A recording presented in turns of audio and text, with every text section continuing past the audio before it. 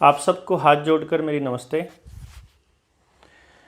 सभी वो क्रांतिकारी साथी जो इस बात पर यकीन करते हैं कि भाई राजीव दीक्षित का जो सपना था संपूर्ण व्यवस्था परिवर्तन का, उनके उस सपने को पूरा करना है, इस देश के लोगों को असली आज़ादी दिलानी है, अपनी मातृभूमि को इन काले अंग्रेज़ों से मुक्त करना है और संपूर्ण व्यवस्था परिवर्तन इसका एकमात्र रास्ता है।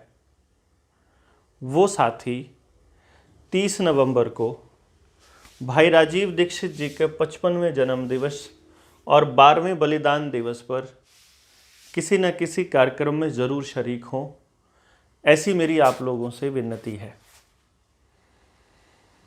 इसका क्या कारण है?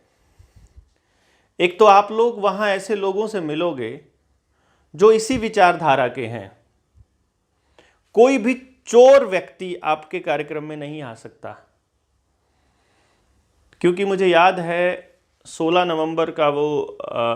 अक्टूबर का वो दिन जब हमने रोहतक में अपनी स्टेट लेवल की मीटिंग रखी थी और जिसमें बहुत दूर दूर से साथी आए थे, यहाँ तक कि दूसरे स्टेट से भी बहुत सारे साथी आए और जिनसे मैं मिल भी नहीं पाया। इसका बड़ा दुख भी है।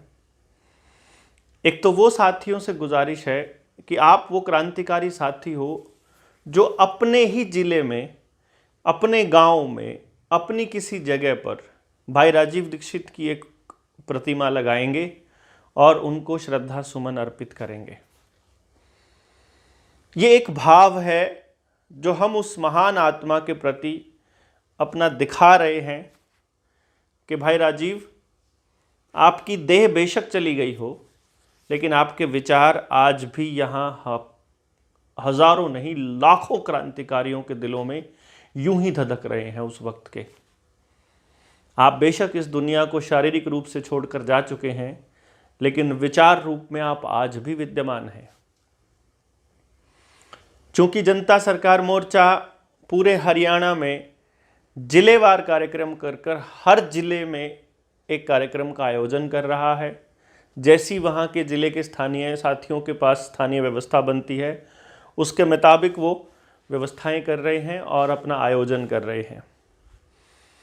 मैं चूँकि मेरे जिम्मे जो ज़िला लगा है वो पंचकुला लगा है, तो पंचकुला के साथियों की जिम्मेदारी लगा करके हो सकता है कि मैं 30 तारीख को वर्धा वाले साथियों के साथ हूँ, क्योंकि मैं भी चाहता हूँ कि राजीव भाई की कर्म भूमि को जा कर के एक बार उस धरती को नमन करूँ और वहाँ की माटी को अपने माथे पर लगाऊँ, जहाँ इस वीर सपूत ने काम करना मतलब स्वीकार किया था, या जहाँ जो जो जो जो जो भूमि उनकी कर्म भूमि रही है। मैं आप लोगों से गुजारिश करूंगा कि आप भी किसी न किसी कार्यक्रम में ज़रूर जाएं। यदि आप हरियाणा में हैं तो हरियाणा में इस संपूर्ण व्यवस्था परिवर्तन को हम लोग मना रहे हैं, जनता सरकार मोर्चा के सारे साथी मना रहे हैं। और इस परिवर्तन के अभियान में जो जिलेवार जो कार्यक्रम की सूचना है वो इस प्रकार से है। जींद में कार्यक्रम हमारा जाट धर्मशाला में होगा।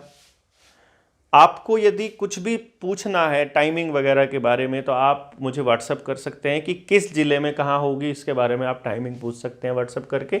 आपको वहाँ के साथियों से मैं कांटेक्ट करा दूँगा। जींद में जाट धर्मशाला में, हिसार में क्रांतिमान पार्क है, झज्जर में भगवत दयाल शर्मा पार्क है, बेरी में, मैं इसको थोड़ा ठीक कर देता हूँ, ये बेरी में है। झज्जर जिले में जो कार्यक्रम होगा ये बेरी जिले में आयोजित किया जाएगा। रेवाड़ी में वृंदा गार्डन में आयोजन होगा इस कार्यक्रम का। महेंद्रगढ़ में राधा कृष्ण मंदिर है, अटेली में, वहाँ पर होगा। महेंद्रगढ़ जिले के लिए अटेली के साथी भी जो लोकल साथी हैं वो भी ज़रूर ध्यान दें। रोहतक में वैदिक फार्म हाउस है, फ्रेंड्स कॉलोनी में। पानीपत में श्रीदेवी मंदिर में। यमुनानगर में भगत सिंह पार्क है, वहाँ आप पहुँचेंगे।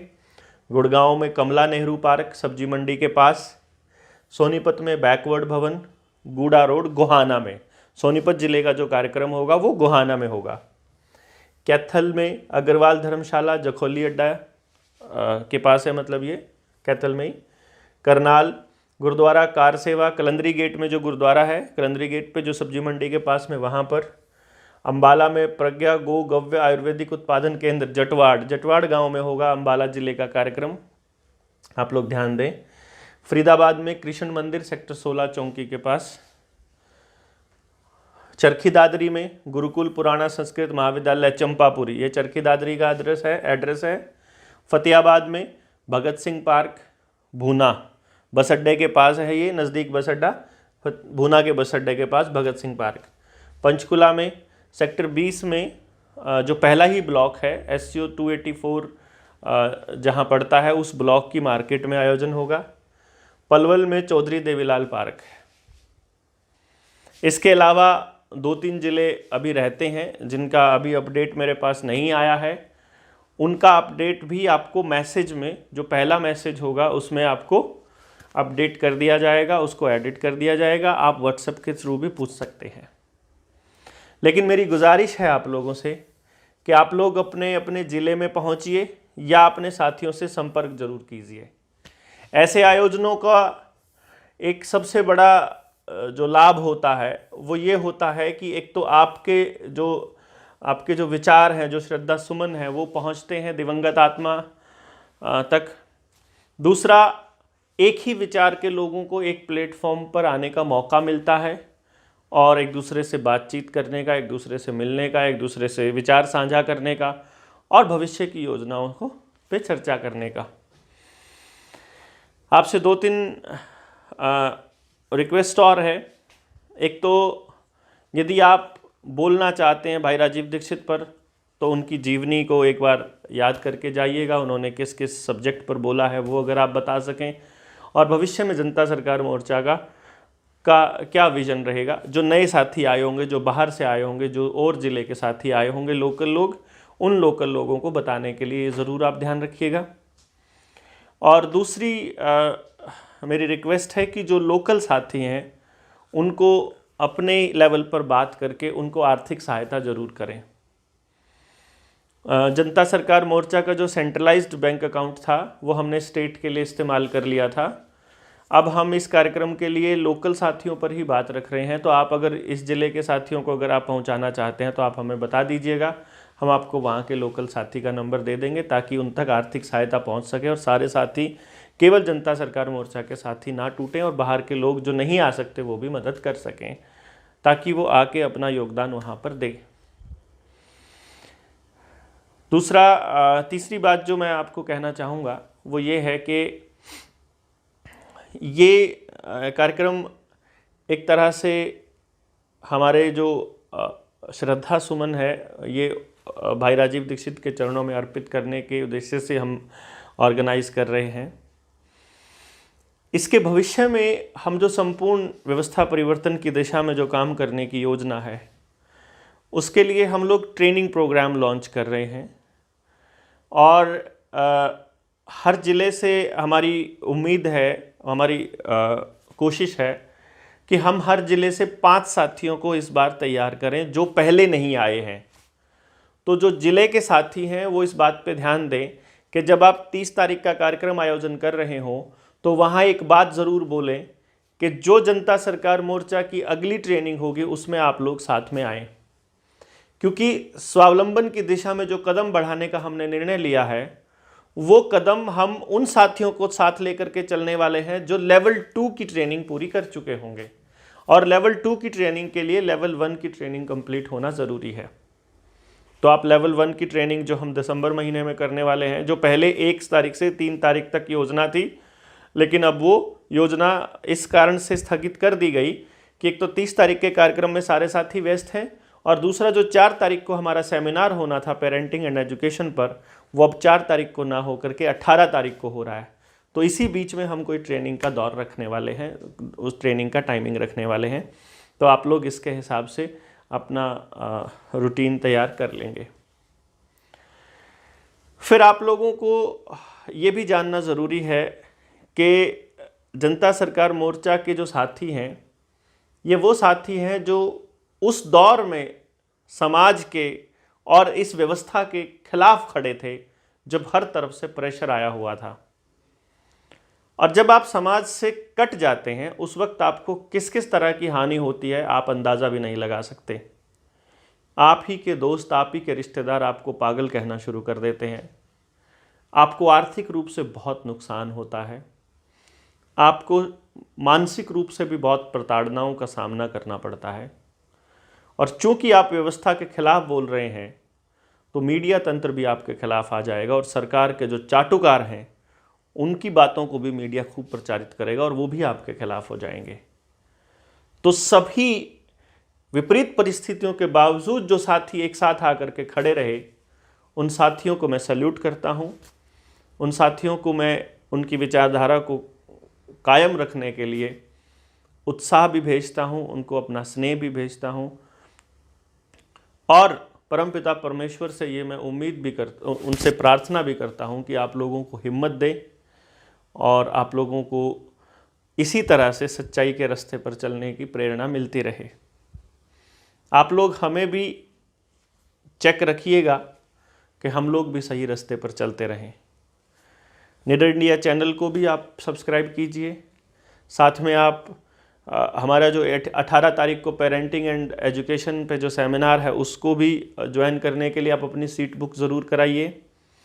उसके लिए हमने अकाउंट नंबर अपनी दूसरी वीडियोज़ में दिया हुआ है, वो भी आप मांग सकते हैं। उसके लिए भी आप मुझे व्हाट्सएप कर सकते हैं 0951817000 पे। हो सकता है पूरे चांसेस हैं कि हम 29 तारीख को वर्धा में मिलें और 29 को नहीं तो कोशिश रहेगी 30 को तो पक्का मिले। फिर भी जितनी कोशिश रहे, जितनी हमसे बन पाएगी हम कोशिश करेंगे वहाँ पहुँचने की।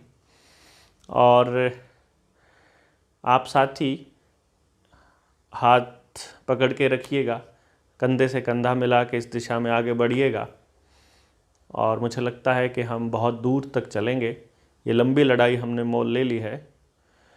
और एक छोटी सी बात रह गई, जिले के जो साथी कार्यक्रम का आयोजन कर रहे हैं वो मेरे नंबर पर व्हाट्सएप कर दें।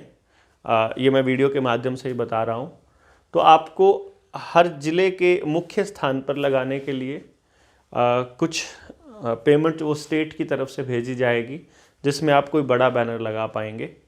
आप अपना गूगल पे या फिर कोई दूसरा नंबर आप भेज देंगे तो आपको वहाँ से एक दानी सज्जन है जिन्होंने इस बात के लिए यस कही है कि हम आपके बैनर्स लगवा देंगे, तो आपको वो डायरेक्ट आपके अकाउंट में ही भेज दी जाएगी राशि, बजाय इसके कि हम उसको पहले लें और फिर आपको भेजें। तो आपका नंबर ही आगे भेज दिया जाएगा।